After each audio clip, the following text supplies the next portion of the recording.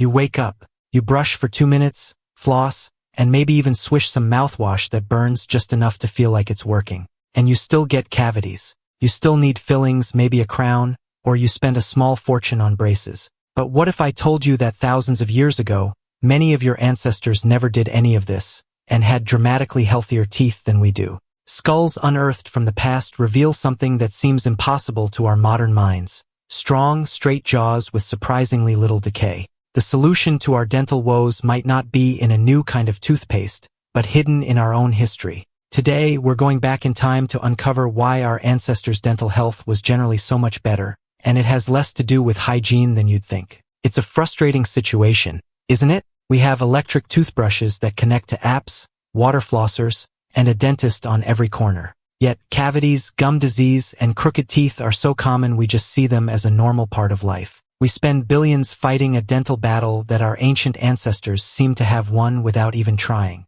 When archaeologists look at the skulls of many pre-agricultural, hunter-gatherer groups, they often find something remarkable. Wide, well-formed jaws, plenty of room for all the teeth, including wisdom teeth, and, most strikingly, much lower rates of cavities compared to what we see now. Of course, they weren't immune to dental problems. They still suffered from things like extreme tooth wear, fractures, and infections. But the widespread, rampant decay we face today was far less common. So, how is that possible without brushes, floss, or fluoride? The answer isn't that their teeth were magically superior. It's that their world was perfectly suited to the teeth and jaws they had. A world we've since engineered ourselves out of. The first piece of the puzzle is all about the workout our ancestors' jaws got every single day. For most of human history, diets varied hugely depending on the environment, but one thing was often true: the food was tough. We're talking fibrous plants, roots, nuts, and tough, wild game that required serious effort to break down. This wasn't a diet you could just swallow. You had to chew and chew and chew. Think of your jaw as a muscle that adapts to the work you give it. Researchers call this the masticatory functional hypothesis. Just like lifting weights builds your biceps, the intense mechanical stress of chewing tough foods stimulated powerful bone growth in our ancestors' jaws, starting from childhood. This daily jaw exercise resulted in broad, robust jaws that were generally long and wide enough to comfortably fit every single tooth. This is why issues like impacted wisdom teeth and crowded, crooked teeth were substantially less common. Our ancestors didn't just get lucky with straight teeth. In a way, they grew them through sheer chewing force. This tough, fibrous diet also had a side benefit. All that chewing could help scrub the teeth, preventing some of the sticky plaque buildup common with modern soft foods. But it was a trade-off. This same abrasive diet led to heavy tooth wear, which could expose the inner parts of the tooth to other problems. For hundreds of thousands of years, this was the general pattern.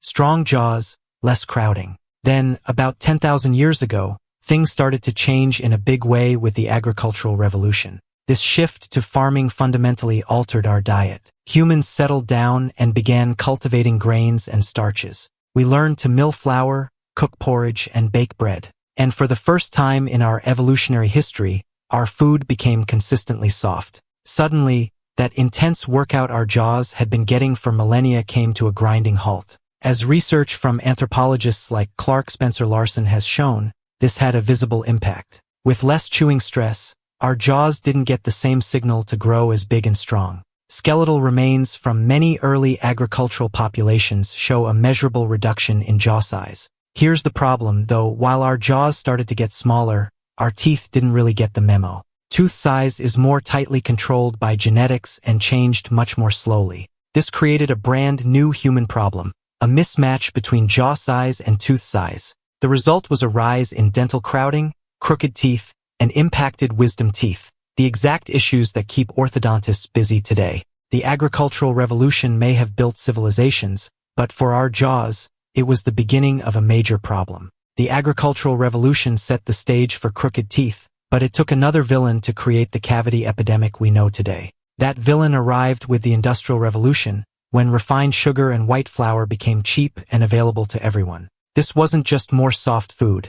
It was a radical change to the chemical environment of our mouths. Refined sugars and starches are rocket fuel for a specific type of bacteria, mainly one called Streptococcus mutans. When these bacteria feast on sugar, they produce acid, and that acid is what dissolves tooth enamel, creating cavities. While hunter-gatherer diets weren't completely sugar-free, they included things like fruit and honey. They contained nothing like the sheer quantity and refined nature of the sugar we consume today. With industrialization, sugar consumption skyrocketed, dramatically shifting the balance of bacteria in our mouths to favor these acid-producing types. Some of the most striking, if controversial, evidence for this came from a dentist named Dr. Weston A. Price in the 1930s.